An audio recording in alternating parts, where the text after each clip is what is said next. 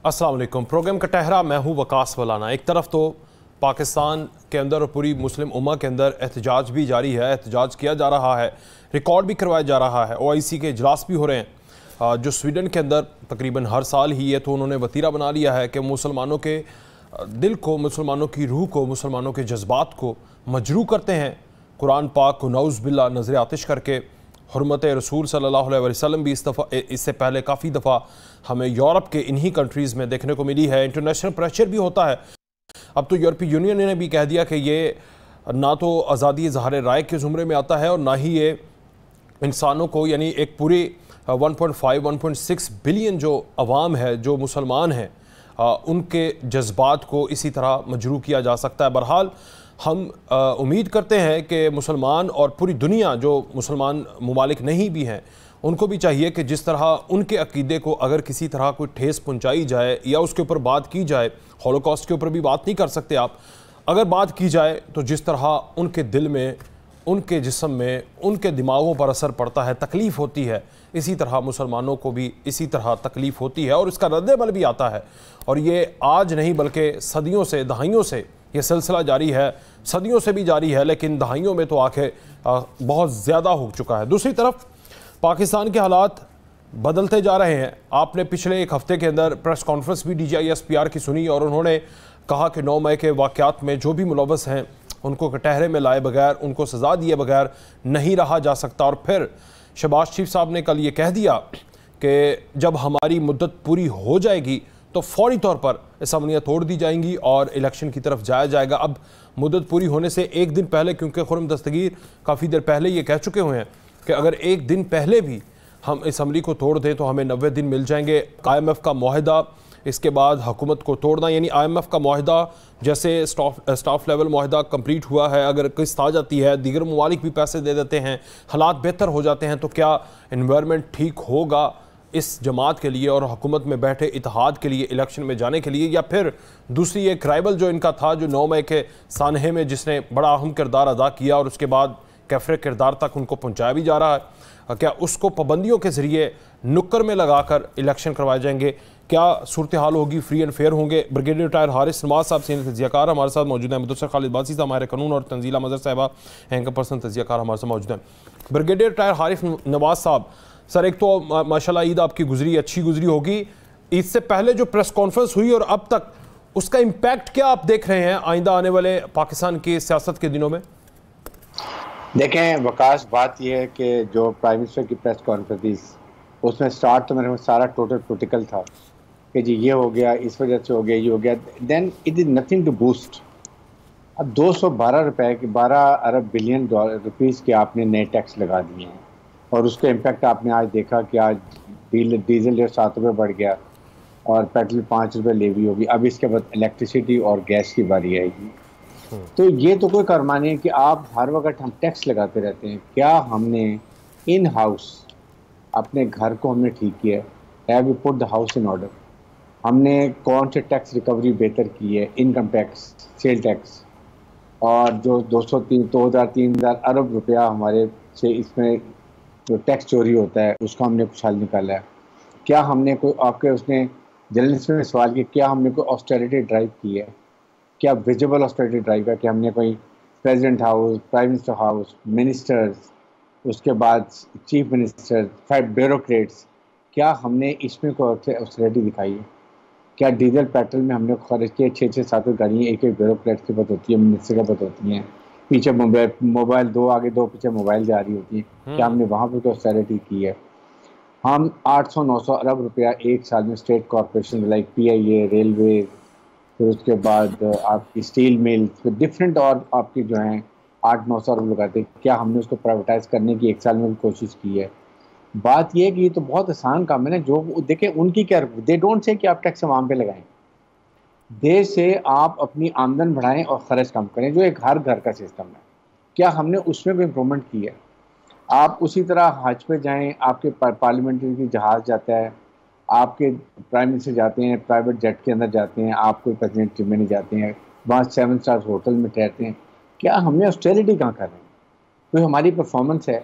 ये देखने के लिए हमें अब ये एक कोई ना कोई ऐसी टीम बनाए जिसमें आई स्टिल फील कि इसमें भी आर्मी, और जबकि आर्मी को होना नहीं ब्रिगेड साहब, चाहिए। वैसे तो आप पाकिस्तान में रह रहे हैं, लेकिन मुझे लगता है आपका दिमाग जो है ना वो कहीं यूरोप में किसी मुल्क के अंदर रह रहा है जो ये बातें आप कर रहे हैं। वापस आए सर, गर्मी बड़ी है, बर्दाश्त समझे ना। आप पाकिस्तान में हैं, आप क्या कह रहे हैं कि मोबाइल्स गाड़ियां आगे पीछे नहीं होनी चाहिए। इसके बाद कैसे पता चलेगा भाई फलाना मिनिस्टर आ रहा है, फलाना कमिश्नर आ रहा है, कैसे पता चलेगा? तो फिर आप ये ना कहें ना कि पाकिस्तान के लिए मुझे बड़ा दर्द है, मैं बड़ा सख्त ये करूंगा, मैं ऐसे कर दूंगा, मैंने ये कर दिया, मुझे श्रीलंकन प्रेसिडेंट ने एमडी वो उससे IMF से मुलाकात करा दी, उसने मेरी सिफारिश कर दी, सऊदी अरब ने कर दी। कब तक करेंगे? लेट गेट आउट दिस कशकोल बिजनेस है। और अभी आज एक अहद कर लें कि जी, या उस दिन अहद करेंगे कि आइंदा के लिए हमने ये ऑस्टेरिटी कर ली है and it short from top, फिर नीचे ट्रिकल डाउन होगी। आपके इवन DC कमिश्नर को मैं देखें क्या गाड़ी होती है। सो इसके लिए हमें चाहिए कि अपने घर को ठीक करें। अच्छा, अगर हम यही उनको कहते हैं कि जी हमने देखें हमारे बड़ा फिल्ट्रेट कैफे आते हैं, हमने 500 अरब रुपए वहाँ से बचाएंगे, 300 अरब रुपए की हम प्राइवेटाइजेशन करेंगे, स्टेट कॉर्पोरेशन का पैसा बचाएंगे, हमें टैक्स की जरूरत नहीं है, हमने 600-700 अरब रुपए अपने घर से अरेंज कर लिए, फिर तो मैं बात कहता हूँ बड़ा अच्छा काम किया। आप जब वो कहते हैं आप टैक्स बढ़ा देते हैं। अभी बिजली, गैस और डीजल पेट्रोल बढ़ रहा है, आप मुझे बताइए इसका ट्रिकलिंग इफेक्ट क्या होगा? आपकी कॉस्ट ऑफ प्रोडक्शन हर चीज़ की बढ़ जाएगी। आप वर्ल्ड में एक्सपोर्ट में मार्केट में मुकाबला नहीं कर सकते, 300 रुपए का आपका डॉलर जा रहा है। तो how would you do it? How can you improve it? ये डॉलर का और इंटरबैंक का फर्क काम करेंगे तभी तो रिमिटेंस आएगी, वरना लोग हुंडी के थ्रू भेज देंगे। तो आपने इनमें क्या किया? मुझे इस बात का फाइनेंस मिनिस्टर का जवाब चाहिए, जिनके 6-6 टावर वहाँ पे दुबई में और सब जगह पर। एवरी ऑल पॉलिटिशियन देखिए कैसे धुंधी गुजारे। I don't put talk about any one party. It is, I would say, even PTI, PMLN, People Party, आप and एक so on. पर्टिकुलर क्लास की बात कर रहे हैं जो कि रूल करती है, जिसने Yes, फरीजा एक अपना elite समझा हुआ है class. कि उसने पार्लियामेंट में बैठना है, उसने पॉलिसीज बनानी है, लेकिन अपने लिए नहीं, आप और मेरे लिए। इसी में आप एक तरफ देख लेंगे जो चेयरमैन सेनेट की जो आपने उनकी तनख्वाह, हाँ जी, मराद मुराद पढ़ाई पढ़ाई, थी, वाह वाह वाह, आप बताएं माशाल्लाह। हाउ कैन यू इमेजिन कि इन प्रिवेलिंग इकोनॉमिक क्रंच सर वो इतने आप बड़े अफसर हैं, इतने बड़े आपके अपर हाउस के वो कस्टोडियन हैं, वो शान शान है सर। क्या मुल्क, क्या फर्क पड़ जाता है अगर कोई 10-12 करोड़ रुपया दे दिया उनको? वो भी तो नहीं यार है, क्या वो फर्क भी पड़ेगा? नहीं है वकास, वो भी नहीं। उसमें आप देखें जो रिटायर्ड आज से 10-15 साल पहले हो गए उनको भी मराद दे रहे हैं सेम। इमेजिन करें क्या ये आप अवाम अपने नुमाइंदों को इसलिए चुनते हैं कि वो जाके कानून साजी के बगैर मुराद करें और अपनी मर्जी के कानून साजी करते रहें? अवाम के लिए कानून बनाया, कोई और ठीक। बेहतरी की है, कोई और पास दीज थिंग आपने देखनी है।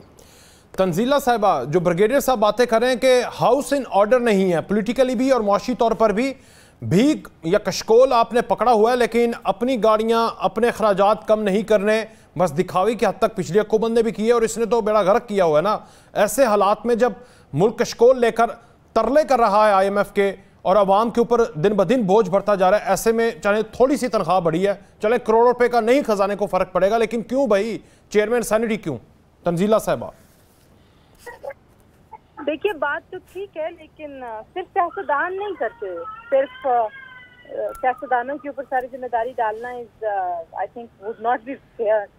इस मुल्क में वो कहते हैं ना, जिसको जहाँ जितना दाल लगता है वो उतना ही लूटता है। वो आप पर्सन प्रिविलेजेस देखना शुरू कर दें, जजेस के देखें, जनरल्स के देखें, फौजी अफसरान के देखें, फिर सियासतदानों के देखें, ब्यूरोक्रेट्स के देखें, वजारतों में जो बैठे हैं उनके देखें, पुलिस वालों के देखें, मतलब जिसको जहाँ जहाँ कुर्सी ओहदा मिला उसमें जी भर के वो कहते हैं ना माले मुफ्त दिले बेरहम वाला हिसाब है। तो ऐसा नहीं होता कि एक तरफ जिम्मेदारी में डाल दूं और मैं सोचूं कि बाकी तो सारे बहुत आइडियल उस पर चल रहे हैं। कौन कितना पेट्रोल इस्तेमाल करता है, सारे ही करते हैं। बहुत सारी जगहों में, बहुत सारे डिपार्टमेंट्स में मोनेटाइजेशन पॉलिसीज के बावजूद भी मतलब इतनी दो नंबरी है। देखें मसला ये वकास साहब कि हम एक कौम की हैसियत से बेईमानी हमारे अंदर रची बसी हुई है, हम मुनाफिक हैं बेतहाशा। तो ये हम हमारे लीडर्स, हमारे दानिश, मतलब हमारे पास तो दानिश्वर भी खालिस नहीं है ना। हमारे तो दानिश्वर भी किसी के हैं, जहाँ पे दानिश्वर भी आपको खालिस ना मिले, जहाँ आपको खालिस दूध की दुकान लिखना पड़े, खालिस शहद की दुकान लिखना पड़े, उस मुल्क का यही हाल होगा। तो आपको मेरा ख्याल है पूरी सोसाइटी की बीमारी है और उसको ठीक करना है। जब तक आप किसी एक तबके के ऊपर सारा इल्जाम डालेंगे और बाकी सबको मुबर्रा करार देंगे, मुस्तस्ना करार देते रहेंगे, तब तक ये माशरा ठीक नहीं होगा। ये फिर ब्लेम गेम चलती रहेगी, जिसका जहाँ दाल लगेगा वो किसी दूसरे को दबाने की कोशिश करेगा, और जिसको जब दूसरे किसी के पास डंडा आ जाएगा उसके हाथ में वो किसी तीसरे को दबाने की कोशिश करेगा। हमें बैठ के पूरी कौम को ये फैसला करना है कि अगर हमने इस मुल्क को इसी तरीके से डंक टपाव पे चलाना है तो ठीक है, चलाते रहें, लेकिन अगर हमने बाकी यहाँ पे बसने वाले इंसानों को इंसान समझना है और इस मुल्क को मुल्क समझना है और इस निज़ाम को बेहतर करना है, तो फिर हम सबको कहीं ना कहीं कुछ कुर्बानी देनी पड़ेगी। यहाँ पे वीआईपी कल्चर कोई भी नहीं छोड़ता। लेकिन ये कुर्बानी कहाँ से स्टार्ट होगी? मतलब आपने सियासतदानों को कह दिया कि साथ उनका नाम भी ले लें, नाम तो ले लेते हैं, लेकिन थोड़ा सा कोशिश आगे बढ़कर तो इन्होंने सिविलियन हुकूमत नहीं शुरू करना है, कर सकेंगे? देखिए, जब तक एक कलेक्टिव विल नहीं होगी, जब तक तब तक नहीं होगा।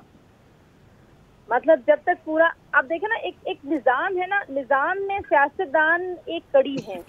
अच्छा। पूरे निज़ाम की इमारत को अगर आप देखेंगे तो बहुत सारे ऐसे लोग हैं जो ऑलमोस्ट माफियाज बन चुके हैं, जिनके सामने कोई इस्लाहात का एजेंडा जो है वो टिक नहीं सकता, जहाँ पे आप निजकारी कर नहीं सकते। आपको पता है कि निजकारी आपकी बीमारी का इलाज है, लेकिन आप करेंगे नहीं। आपको पता है कि ताजर बरादरी पे टैक्स लगाना आपके मुल्क की बीमारी का इलाज, आप वो करेंगे नहीं। आपको पता है कि आपने ज़राई रिफॉर्म्स करने हैं और ज़राअत के बहुत सारे सेक्टर्स को आपने लेके आना है। आपको पता है आपने पेंशन को रैशनलाइज करना है। आपको पता है आपने हुकूमती एक्सपेंडिचर कम करने।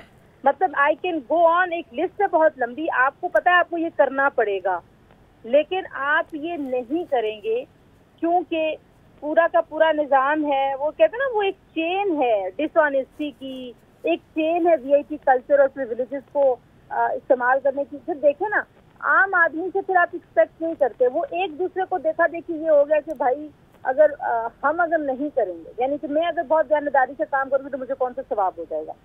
आपके मुल्क में हर वो आदमी जो 2 नंबर था, जो लैंड ग्रैबर था, जो घटिया था, जो बदतमीज था, जो बदतहजीब था, वो आपका हीरो है। आपने उसको ग्लोरीफाई किया, मीडिया उसको बिठाता है सर आंखों पे, सियासतदान उनके साथ दोस्ती पे अपना फख्र महसूस करते हैं। तो जब आपने अपने पूरे मुआशरे की इक़्तिदार को ही चेंज कर दिया, तो आपको इस मुआशरे की बीमारी को ठीक करना है।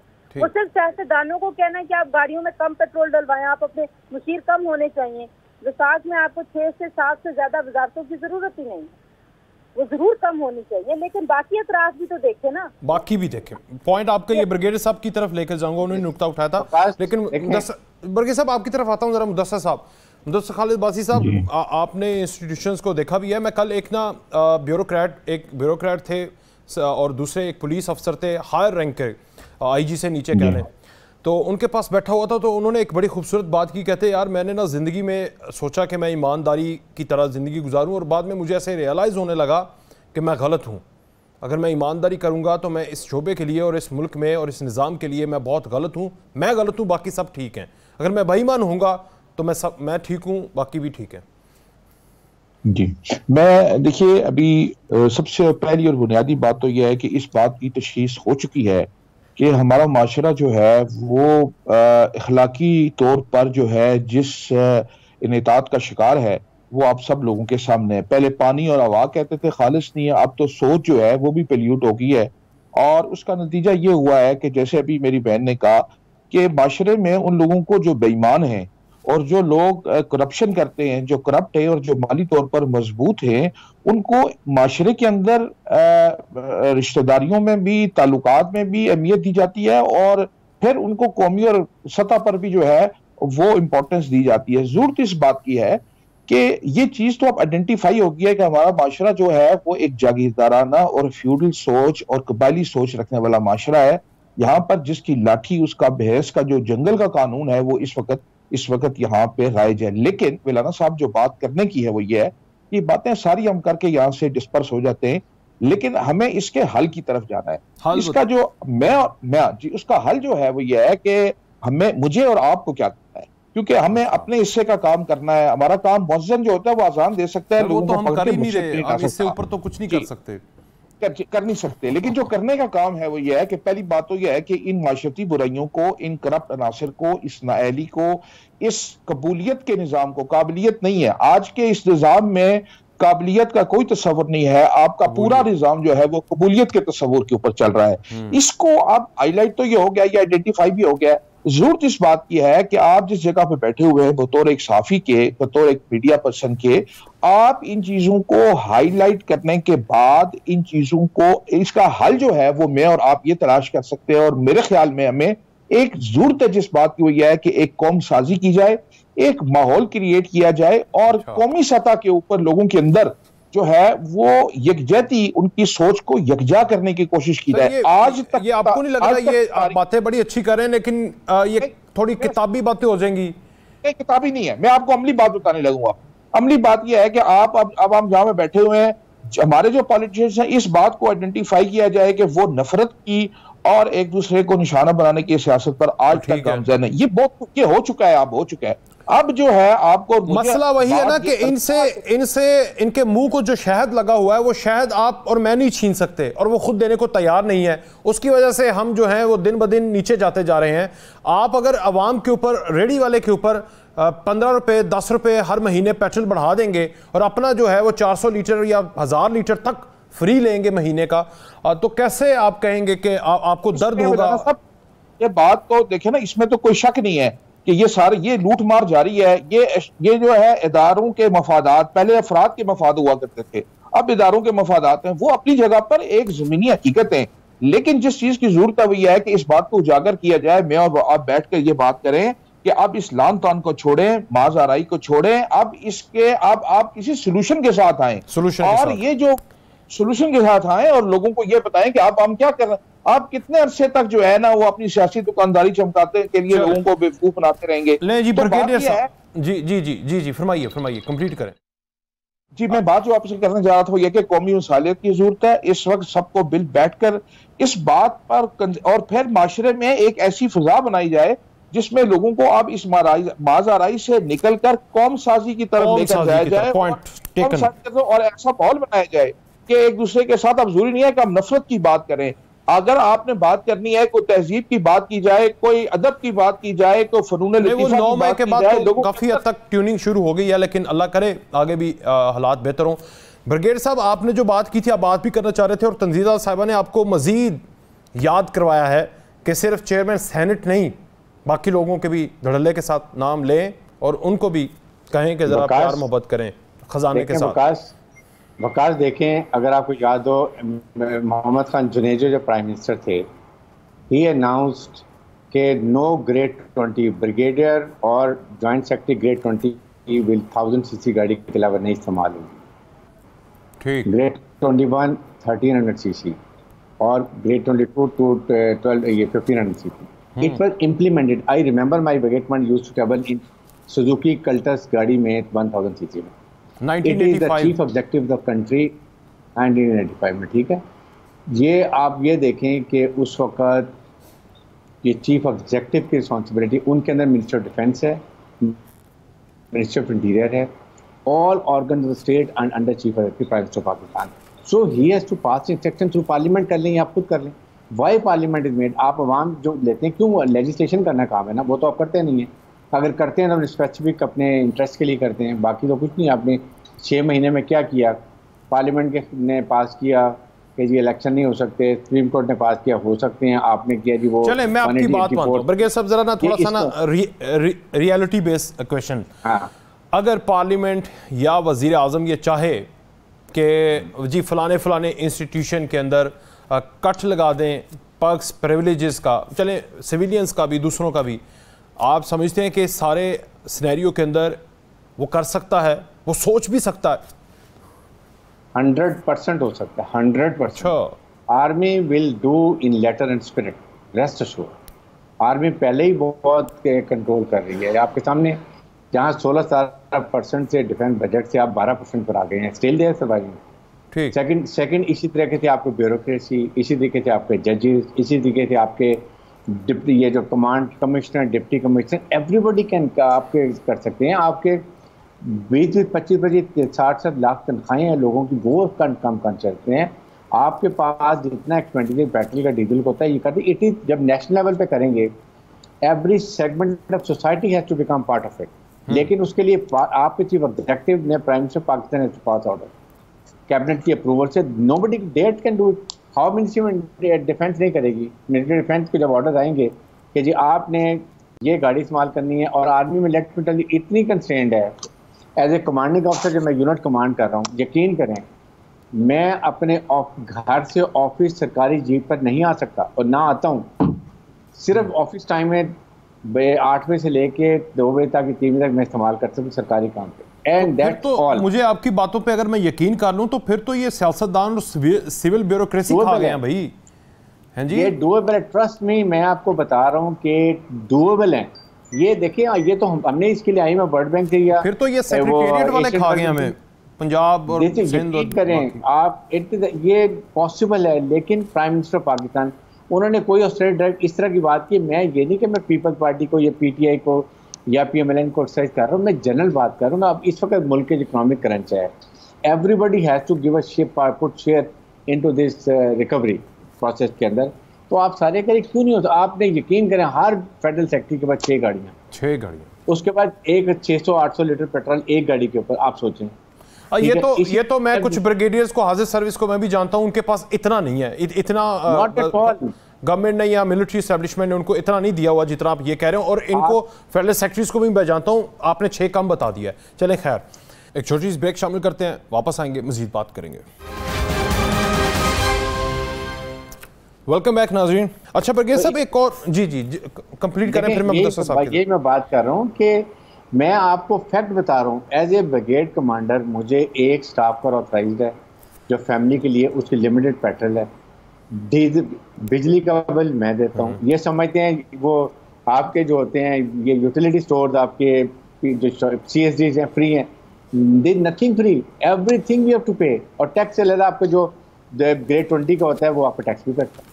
तो फिर एक और रियलिटी बेस, क्योंकि आप बैठे हुए, मैं थोड़ा सा लेवरेज लेते हुए, ये क्यों एक सोच बना दी हुई है, क्यों एक इंस्टीट्यूशन की तरफ पीछे लगा दिया भाई, ये खा गए, ऐसा हो गया, 70 सालों में कुछ नहीं छोड़ा, ये हो गया।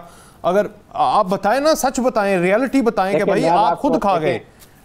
देखें, इसमें विकास ये है, आप सोचें, आप कहते हैं जी फौजी फाउंडेशन चला रहे हैं, कमर्शियल ऑर्गेनाइजेशन चला रहे हैं, आपको पता है कितना टैक्स देते हैं? अगर आपको 16,000 अरब इज़वा मिलेगा तो सबसे ज़्यादा पाकिस्तान में टैक्स फौजी फाउंडेशन देती है, 200-250 अरब रुपया। टोटल 400-450 अरब रुपया पाकिस्तान आर्मी की कमर्शियल ऑर्गेनाइजेशन वापस FDR को टैक्स देती है। तो इसके लिए सेकेंड ईयर के देखें, जब आपके पास रिसोर्सेज नहीं हैं तो क्या करते हैं इन ऑर्गेनाइजेशन से, आपने फौजी फाउंडेशन हॉस्पिटल बनाया हुआ है, फौजी फाउंडेशन सो मेनी सर्विस बनाई हुई है, रिटायर्ड फौजी, रिटायर्ड शहीदों के लवाहिकीन, शहीदों की फैमिलीज, हर एक को यहाँ से लुक आफ्टर किया जाता है। दिस इज द रीजन कि ये चलाई जाती है, वरना you can't make your two ends meet. आपके पास आप मुझे बताएं, डॉलर जब होता था 100 रुपए का, 100 रुपए का, 120 रुपए का, 25 रुपए का, तो उस वक्त आपको ये आपको 17% बजट था। अब जब 300 रुपए का डॉलर है तो आपको बजट 12% आपके पास आ गया, 12% GDP। तो अब आप मुझे बताइए कैसे गुजारा करें? लेकिन कैसे आपने ऑपरेशन पॉइंट यही है कि बताएं जी तंजीला साहबा, कैसे गुजारा करें फेडरल सेक्रेटरीज, क्योंकि बात ही ऑस्टेरिटी की हो रही है ना, कि अगर पैसे मांग रहे हैं तो अपना हाउस इन ऑर्डर कर लें, ताकि कुछ तो पता चले, कौम भी आपके साथ खड़ी हो जाए कि ठीक है जी, आप महंगाई का बोझ हम पर ला देंगे, आप भी साइकिल पर सफर कर रहे हैं। लेकिन फेडरल सेक्रेटरी से लेकर सिविल ब्यूरोक्रेसी जो है, 6-6, 8-8 गाड़ियां, और उन्होंने तंजील साहब आप नहीं थी, उन्होंने बता दिया ब्रिगेडियर रैंक से ऊपर तक भी ना उस तरह से नहीं है जिस तरह से सिविल ब्यूरोक्रेट्स और जो सिविलियन गवर्नमेंट्स के लोग हैं वो यशियां मार रहे हैं। तंजीला साहबा, I would disagree respectfully। Arif साहब जो हैं वो वैसे तो बड़ी प्रैग्मेटिक अप्रोच रखते हैं, बट मेरा ख्याल है कि किसी को भी मैं तो इस्तेसना नहीं दूंगी। मैंने देखा है जो सच्चे हैं फौज के, बिल्कुल है, ठीक है, शशके हैं सबके, और शशके सबको छोड़ने पड़ेंगे सबको।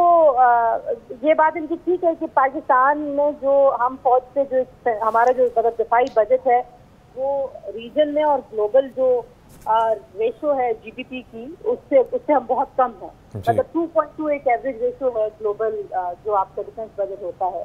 लेकिन हम 1.7 पे, इसमें कोई डाउट नहीं है। ठीक। लेकिन एक एटीट्यूड की बात है ना, जो एटीट्यूड है वो क्या है? क्या हम जो वो 2-2 कनाल के और प्लॉट्स और मुरब्बे और वो नहीं देते फौजियों को? मतलब ये हर जगह पे है। मैं तो कह रही हूँ ना कि सिविल ब्यूरोक्रेसी के भी तो एसेट्स बियॉन्ड मीन्स का कुछ हिसाब होना चाहिए, जजेस साहिबान का भी होना चाहिए, सहाफियों का होना चाहिए। इस पूरे माशरे को एक बीमारी है पर्क्स एंड प्रिविलेजेस लेने की, दाव लगाने की। वो कहते हैं ना, जिसका दाव जितना सारा, वो मतलब शरीफ यहाँ पे वही है जिसको मौका नहीं मिला। यहाँ पे एक ISI लेवल का जो बंदा है, जो कि बहुत चौथे ग्रेड का जो आदमी गवर्नमेंट में है बैठा हुआ, मतलब जिसको जहाँ पे मौका मिलता है प्राइवेट सेक्टर में, ये एजेंट माफिया देश में। तो ये मुल्क जो है, इसमें आपको कुछ प्रेसिडेंट सेट करने होंगे। ऑब्वियसली बहुत अच्छा लगेगा कि अगर हमारा जो वजीर आजम है वो साइकिल पे सवार होकर जा रहा होता। तो मुझे ऐसा किसी वजीर आजम जो कोई हो सकता था, वो तो चेयरमैन PTI हो सकते थे, और उन्होंने एक मौका गंवा दिया। अब जो शहबाज शरीफ साहब ने, ये तो आपको पता है कि वो एक बड़े, वो अपने कोट पैंट कोट जो पहनते हैं, एक भेज देना तो तकरीबन 150-200 साइकिल आ जाएंगे, सारी कैबिनेट ही बैठ। लेकिन मसला ये ना कि ये तो साइकिल वाली क्लास ही नहीं थी ना जी। आपकी पूरी जो ब्यूरोक्रेसी है, चाहे वो मिलिट्री वाली हो, चाहे वो सिविल वाली हो, चाहे आपकी जो मुल्क की इलीट है, वो इलीट की अब मोनोपोली है। अगर आप गिनना शुरू हो जाएंगे, आपको अंदाजा होना शुरू हो जाएगा कि जजेस के कितने रिश्तेदार सियासतदान हैं, जजेस के कितने रिश्तेदार जो हैं वो फौजी हैं, फौजियों के कितने रिश्तेदार जो हैं वो सियासतदान हैं। आप अगर ये गिनना शुरू हो जाएंगे ना, तो आपको पता चलेगा कि पाकिस्तान में एलीट कैप्चर है। सारी दुनिया में होता है, लेकिन पाकिस्तान में बहुत ही बुरा एलीट कैप्चर है, और इस एलीट कैप्चर को तोड़े बगैर मामला आगे बढ़ेगा नहीं। वो तोड़ना किससे है? देखें, हमारे यहाँ अवाम भी बेहिस हो गए, जो मुझे जाती तौर पे लगता है कि आप देखें, किसी प्राइस हाइक के खिलाफ, किसी चीज के खिलाफ अवाम उस तरह से मुत्तहिद होकर बाहर नहीं निकलती जैसे सारी दुनिया में निकलती है।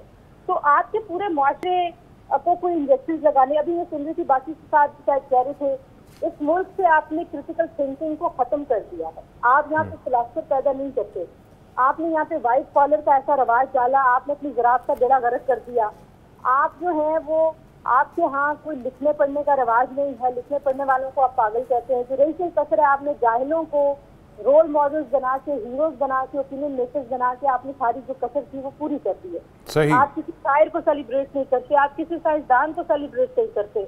आप मतलब आपका जो पूरा मुआशरा है वो इतनी ज्यादा बीमारियां हैं उसमें, मिनहसुल मुआशरा, और उसमें मैं किसी को भी क्लीन चिट नहीं दे सकती हूँ, क्योंकि जाहिर है जिस जगह पे आज पाकिस्तान और पाकिस्तान का मुआशरा, इसमें मैं, आप, हमारे आबाद, हमारे इंसेस्टर्स, सब लोग बराबर के शरीक हैं। सारे सियासतदान, सारी मिलिट्री एस्टैब्लिशमेंट, जितना यहाँ पे जिस बंदे ने रूल किया है, जिसने यहाँ पे ओहदे संभाले हैं, जिसने यहाँ पे इदारों को चलाया है, आप देखिए ना, बिगाड़ बहुत बड़ा हो गया है। कुछ समरी की कोई एक चीज भी नजर नहीं आती आपको। तो आपको उस पूरे बिगाड़ की जिम्मेदारी सब पे डालनी होगी। जहाँ पे फौज से गलतियां हुई हैं, फौज अपने मुंह से मान रही है कि हमने सियासत में मुदाखलत की, उसको दुरुस्त करना चाहिए। सियासतदान जहाँ पे सियासी मसलतों की वजह से इस मुल्क को लूटते रहे और लूटने की इजाजत देते रहे, उनको अपनी गलतियों का एतराफ करना चाहिए। जहाँ पे दानिश्वर जो झूठी गवाहियां देते रहे, लोगों को सादिक और अमीन कहते रहे, और लोगों के लिए अभी भी लोगों की झूठी गवाहियां दे रहे हैं किसी भी लीडर के हवाले से। देखिए, यहाँ पे तो आप अपने सगे बेटे की भी गवाही नहीं दे सकते, क्योंकि अल्लाह ताला ने कहा है कि नियतों का हाल तो मैं जानता हूँ। लेकिन हमारे सहाफ़ी हज़रात और हमारे दानिश्वर और हमारे लिखारी ऐसे हैं कि वो सियासतदानों की नियतें भी बताते हैं, वो उसकी नमाजें भी बताते हैं। तो जिस मुआशरे में ऐसा कहतो रजाल हो, आप देखिए ना, आज के मुल्क में कोई एक ऐसा इदारा नहीं इस वक्त की जिसकी क्रेडिबिलिटी चले 100% ना से 80% के कहीं आसपास हो, जिसकी बात कोई सुने, कोई सालसी करा सके, कोई झगड़ा खत्म हो, कहीं बैठ के बातचीत का माहौल बने। कोई एक बंदा बता दें इस पूरे मुल्क में कोई ऐसी शख्सियत मौजूद है? नहीं है। कोई एक ऐसा इदारा मौजूद है? नहीं है। हर इदारे को डिस्क्रेडिट किया गया किसी दूसरे इदारे को गिराने के लिए या किसी एक शख्स को बचाने के लिए। आज हम जिस जगह खड़े हैं, ना जुडिशरी पे तमाम लोगों का एतबार है, ना फौज पे तमाम लोगों का एतबार है, ना पार्लियामान पे तमाम लोगों का एतबार है, ना किसी सियासी जमात पे तमाम लोगों का एतबार है। तो आपके मुल्क में एक बहुत बड़ा वैक्यूम है लीडरशिप का, क्रेडिबिलिटी का, ट्रस्ट का। आपको सारी चीज को रीबिल्ड करना, आई डोंट नो कैसे करना है, लेकिन इसके किए बगैर आप आगे नहीं बढ़ सकते। आप इसी चक्कर में फिरते रहेंगे।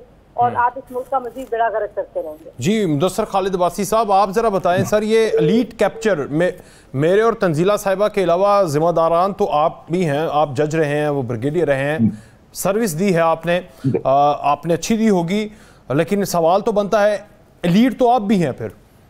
देखिए जी, बात यह है, मैं जाती तौर पे तो मैं आपको इस बारे में कुछ नहीं कह सकूंगा, लेकिन मैं इदारती सतह पे अक्रॉस दी बोर्ड, ये सिर्फ कोई जुडिशरी नहीं है, फौज नहीं है, हुक्मरान नहीं है, ये बात तय है कि अक्रॉस दी बोर्ड जितने भी लोग हैं, हमारे इदारे हैं, उनको खुद रोल मॉडल बनना पड़ेगा ऑस्टेरिटी मरीज के जुमरे में जो बातें अभी तक हमने की हैं।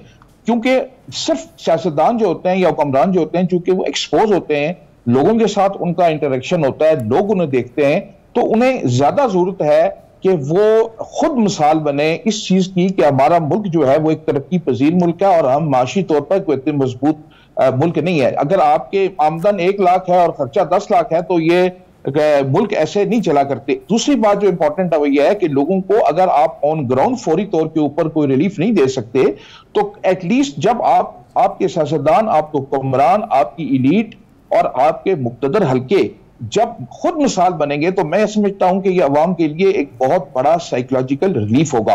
अच्छा। और मैं ये भी समझता हूं और मेरा यकीन और ईमान है कि इससे इदारों की तकरीम में, इससे इदारों के ऊपर एतमाद की बहाली में इजाफा होगा।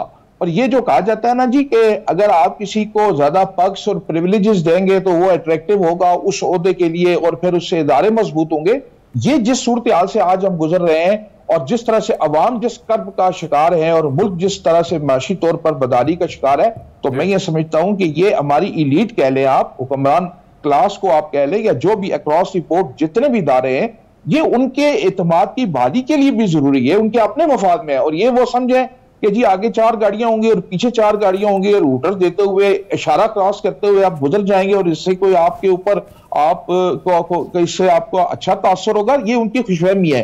ये वक्त बदल गया है, ये दौर जो है वो अब वो दौर नहीं रहा कि आप किसी को अपने रोब से या दबदबे से जो है मुतासर कर सकते हैं। आप यकीन जानिए, आप खुद इस बात के गवाह हैं और जानते हैं इस बात को कि इससे लोगों के इदारों के सरबराहों की, हमारे हुक्मरानों की तकरीम में, उनकी इज्जत में फर्क आता है। सिस्टम के ऊपर जो एतमाद है वो कम होता है और उसका जो बराह रास्त पे जो नुकसान है वो रियासत को होता है, क्योंकि आपकी जो गवर्नेंस है वो इससे इफेक्ट होती है। देखिए, इसके माशी पहलू भी अपनी जगह पे होते हैं और वो बिल्कुल होते हैं, जैसे आपने कहा कि फेडरल सेक्रेटरीज के पास अगर कोई गाड़ियां हैं या वो जो आप बता रहे हैं, जो जिस तरह की अशिया हमारी ब्यूरोक्रेसी है या जो भी इदारे जो कर रहे हैं, यकीनन उससे मुल्क की मैशत के ऊपर भी असरात मरतब होंगे। लेकिन उसका जो सबसे बड़ा नुकसान है वो ये है कि हमारा माशरा अब वो जब देखते हैं कि जनाब हमारे जिनको हम अपना रोल मॉडल समझते हैं या जो हमारे इदारों के सरबराह हैं या जो हमारे हुक्मरान हैं, अगर उनका कल्चर ये है तो फिर उसके बाद फिर माशरे के अंदर वो चीज जो है वो ट्रिकल डाउन होती है और फिर आपको ये जो करप्शन है, जो जराए हैं आमदनी के जिस तरीके के साथ, और ये एक सोच जो है ये ऐसी डेवलप होती है जिससे माशरे जो हैं वो किसी तरह से भी जो अफरा तफरी का शिकार होते हैं, इंतशार का शिकार होते हैं और उनके अंदर नफरत और बगावत का एक जज्बा जो है वो सामने आता है। तो इस सारी चीज को दूर करने के लिए भी बहुत जरूरी है कि हमारी अशराफिया, हमारे इदारों के सरबराह जो है वो खुद अपने आप को इस बात को समझने की कोशिश कर रहे हैं। इससे बिल्कुल आप वो शायद उनको बताने वाला नहीं है या वो उस खुशफहमी का शिकार है कि इस तरह से उनके अंदर जो है वो मजबूत होती है उनकी गिरफ्त, ऐसा बिल्कुल नहीं है। ऐसा बिल्कुल नहीं है। एक छोटी सी ब्रेक, वापस आएंगे, बात करते हैं। वेलकम बैक नाज़रीन। स्वीडन के अंदर इंटरनेशनली जो कि हर साल तकरीबन ये इवेंट्स होते हैं, इसको कैसे रोक सकते हैं? पहले ज़रा इस पे बात कर लें। आप कंक्लूड करना चाहें कि ये अफसरशाही जो है ये अंग्रेज़ हमें देकर चला गया, अब हमें फ़ंड देता है और अफसरशाही उसने पहले छोड़ी हुई है। देखें वकास बात ये कि उस वक़्त एक अंग्रेज़ आया, उन्होंने ब्यूरोक्रेट्स को बहुत पावर दी ताकि वो हमारे पाकिस्तानियों को, इंडियंस को, सब कॉन्टिनेंट को अपने अंडर रख सकें। Now they have gone and we have to now change our rules. आपने वही हिसाब रखा है, ब्यूरोक्रेट की इतनी पावर दी हुई है, डिप्टी कमिश्नर की दी हुई है, इसलिए कि वो उस वक्त चाहता था जिसको मर्जी पकड़ के बंद कर दे, जिसको मर्जी सजा दे, जिसको मर्जी फांसी की सजा दे दे। आपने कभी सोचा कि पहले वक्त में आपने देखा होगा कि वो जब डिनर कर रहे होते थे मेस में या अपने ऑर्गेनाइजेशन में, तो जितने गेट के ऊपर जितने वेटर्स होते थे, they used to have sherwani, waist coat, कुल्ला, और वो सर्व करा। They used to prove, humiliate करते थे आपको, जी आप ये हमारे आप महकूम हैं, हम आपके हाकिम हैं। और वही अभी भी चल रहा है। अभी भी जाए पीसी में, अवारी में जाएं, किसी जगह पे जाएं, एक स्कूल में तो प्रॉपर एजुकेशन दी जाती है। खैर तो फिर वो मुझे पसंद है पर्सनली स्कूल, लेकिन चलें खैर। तो ये चीज़ें हमें अब छोड़ने की हैं। इसके लिए आपके सारे कानून जो पुराने वक्त के बने हैं, MPO बना हुआ है, मेंटेनेंस पब्लिक ऑर्डर पकड़ लिया, ये करिए, उनके होते थे। नाउ आपने अवाम जब आपको लेके जाते हैं असेंबली में, क्यों लेके जाते हैं? तो सर ये चार्टर ऑफ इकोनॉमी के जरिए हो जाएगा? चार्टर ऑफ इकोनॉमी नहीं होगा, चार्टर ऑफ सियासत और डेमोक्रेसी के थ्रू होगा। चार्टर ऑफ इकोनॉमी में क्या है? वो तो इकोनॉमी में, चार्टर ऑफ इकोनॉमी में ये अफसर शाही तो खत्म कर सकते हैं ना, कि एक चार्टर करें और उसको पार्लियामेंट से लेजिस्लेशन के जरिए उसे पास करवाएं और उसे कहें कि भाई ना कोई ऊपर है कोई ना नीचे है, सब जो है वो सर्वेंट हैं। और जिस तरह बरतानिया में, जिस तरह नीदरलैंड के अंदर प्राइम मिनिस्टर उसकी औकात है या उसके मिनिस्टर्स की वर्थ है, वही आपकी होगी। आपकी उससे कम होनी चाहिए। भाई आप गरीब हैं। आपको सिविल सर्वेंट क्यों कहते हैं ब्यूरोक्रेट्स को? Because you have to serve to the people of Pakistan and you have to serve them, not to उनको हाकम आपने बन के बैठ जाना है। आप वो आम आदमी तो जा ही नहीं सकता किसी ऐसे हाई रैंकिंग ऑफिसर के पास। और फिर आप कानून बनाएं जाके। देखें ना, अगर आज प्राइम मिनिस्टर पाकिस्तान ने कल कहा, अगर कल ये कहते आज से मैं ये हुक्म पास कर रहा हूँ कि कोई सीनियर ऑफिसर, हर ब्यूरोक्रेट के पास 1 या 2 गाड़ी होगी, it includes all segment organs of society. और वो अपनी तनख्वाह से जरा पेट्रोल डलवा के जाए ना, तो उसे लग समझ जाए। मैंने कट शॉर्ट कर दिया, अगर 1000 था तो मैंने 100 लीटर कर दिया जो सरकारी काम के लिए, बाकी अपना वो खुद करेगा। ठीक है। लाइक वाइज आप ये अगर कर लेंगे तो मेरे ख्याल में ये डूएबल थिंग है। ये तो हमारे हाथ में है ना। हाँ। आप देखें इससे कितना पैसा बच जाएगा आपके पास। आपका एक सर इससे पैसे से ज्यादा सोच बदलेगी। और ये आपने एक पूरी की पूरी जो पिछले 25, 30, 40 सालों से तकरीबन वो CSS को एक आपने पता नहीं क्या समझा हुआ है कि ये कर लिया तो आप शायद दुनिया में जन्नत के हकदार हो जाएंगे, आपको दुनिया ही जन्नत लगने लग जाएगी। तो सोच को भी खत्म करना चाहिए कि आपने सर्वेंट बनना है और आपने बड़ी मुश्किल से जो अवाम है उसको रिलीफ मिलेगा, आपको मुश्किल जिंदगी गुजारनी पड़ेगी। लेकिन ये हमारे वजीर आजम को समझा रहे हैं हम इस प्रोग्राम के जरिए भी। सर जी आप तक पैगाम पहुंचा रहे हैं। आप पंजाब के अंदर थे तो आपने इन ब्यूरोक्रेट्स की दौड़ लगाई हुई थी, लेकिन तब भी VIP कल्चर को आपने ख़त्म नहीं किया। अब भी कर दें, आपकी बड़ी मेहरबानी। चलें आगे बढ़ते हैं सर, स्वीडन की तरफ जाते हैं। सर ये क्या सर दुनिया के अंदर, मुदस्सर साहब आपसे आगाज़ कर लेते हैं, फिर ब्रिगेड साहब आपकी तरफ भी आएंगे। मुदस्सर खालिद बासी साहब, ये स्वीडन के अंदर या नॉर्वे, उसके बाद डेनमार्क के अंदर, फ्रांस के अंदर भी ये हर साल क्यों इस तरह करते हैं, मुस्लिम उम्मा को मजरूह करते हैं? चेयरमैन तहरीक इंसाफ ने जब वो वजीर आजम थे तो एक तकरीर की थी, वो जो तकरीर आज तक उनके फॉलोअर्स लगाते हैं कि हमारे दिल में तकलीफ होती है, वो बात तो उनकी बजा थी। फिर भी क्यों आपको तकलीफ पहुंचाते हैं? कमजोरी है आपकी, पॉलिटिकली कमजोरी है, मौशी तौर पर कमजोर हैं, या जिसकी लाठी उसकी भैंस इंटरनेशनली भी चलता है? हमने नेशनल तो डिस्कस कर लिया। इसमें तो कोई शक नहीं है कि बैनुल-अक़वामी सतह के ऊपर जो ताकतें हैं, खास तौर पर अमेरिका और जो इजराइल है और जो दूसरी ताकतें हैं, उनकी एक पॉलिसी है पूरी दुनिया के अंदर, जिसमें वो मुसलमानों को अपना, उन्होंने कुछ जगहों पे वो डिक्लेयर्ड मुसलमानों को अपना दुश्मन डिक्लेयर करते हैं और फिर उसके बाद उनकी जो है वो उन्होंने अपनी एक एज अ स्ट्रेटेजी ये बनाया हुआ है कि अपने मुसलमानों को हर तरीके के साथ जो है वो निशाना बनाना है। मैं समझता हूं कि ये भी एक तरीका है कि साइकोलॉजिकली और उनके जज्बात के साथ खेल कर उनको मुश्तइल किया जाए और उनके अंदर जो है वो ये चीज ऐसी कोई चीज की जाए जिससे मुसलमानों को तकलीफ हो। लेकिन विलाना साहब, ये आए दिन ऐसा होता है, ये आज ये मामूल बन चुका है पूरी दुनिया में ये चीजें। तो अभी इसका एक तो शॉर्ट टर्म सोल्यूशन ये है कि हम फौरी तौर पर बहसियत एक उम्मत के और बहसियत एक इंटरनेशनली जो हमारी पॉलिटिकल इन्फ्लुएंस है उसको इस्तेमाल करते हुए हमारे इस्लामी ममालिक जो हैं वो इस पर भरपूर तरीके से जो है वो रिएक्ट करें, उसका मुंह तोड़ जवाब दें। ये तो है एक इसका शॉर्ट टर्म हल। और इसका जो लॉन्ग टर्म हल है सर, वो ये है कि हम जिन चीजों के ऊपर हम एहतजाज करते हैं कि कुरान पाक की बेहरमती हुई है, और फिर हम ये एहतजाज करते हैं कि जिस तरीके से भी हमारे जो है वो जज्बात मजरूह हुए हैं, तो जरूरत इस बात की है कि हम उन चीज़ों को अपनाने की कोशिश करें जो उस किताब की तालीमात हैं, और इनफरादी तौर पर भी और इज्तिमाई तौर पर भी। जब तक हम अपनी जिंदगियों को इनफरादी और इज्तिमाई तौर पर जो है वो से गाइडेंस हम नहीं लेंगे और उसके अंदर जो रहनुमा उसूल दिए गए हैं, आप ये जो चीजें बता रहे हैं उसमें आप ये भूल गए हैं कि यहाँ पर जुलूस निकालने हैं, अपनी अमलाक को तोड़ना है, फिर एक जमात ने सियासी जमात बन जाना है, ये तो आप भूल ही गए हैं।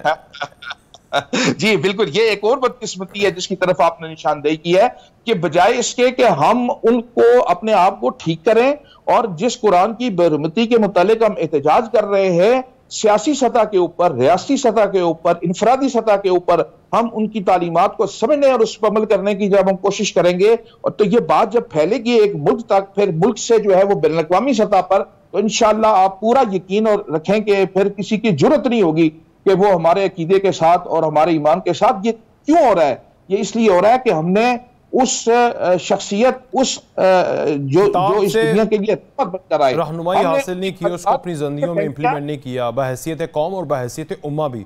ब्रिगेडियर साहब आप भी इत्तेफाक करेंगे। इसमें दो सिंपल सी बात है वकास, उसमें ये देखें कि एक तो अब जो पहले अगर फ्रांस में हुआ मैक्रोन के वक़्त में तो कैसे जुलूस निकले, तोड़ फोड़, मौलाना फजलुर रहमान, लब्बैक पाकिस्तान, आज कहाँ पर है? लेकिन पीसफुल। आप इस्लाम में ये हमने जो कर दिया तोड़ फोड़ है सर, ये मैं तो आप बड़ा पीसफुल कर, लेकिन आपके पास एक इतना बड़ा प्लेटफॉर्म है OIC का जहाँ से आपने इस्लामोफोबिया की बात की और यूनाइटेड नेशन ने उसको एक्सेप्ट कर लिया। लाइकवाइज सिर्फ एक अपने ऊपर इकट्ठे बैठें, इकट्ठी कलेक्टिव विजडम के साथ आप एक और रेजोल्यूशन लेके यूनाइटेड नेशन में टेल के राय की आज़ादी बिल्कुल है, लेकिन नॉट टू डिस्क्रिसाइज रिलीजियस। आप किसी के रिलीजन को, आप उनकी फीलिंग को हर्ट नहीं कर सकते, ये इजहार राय आज़ादी नहीं है।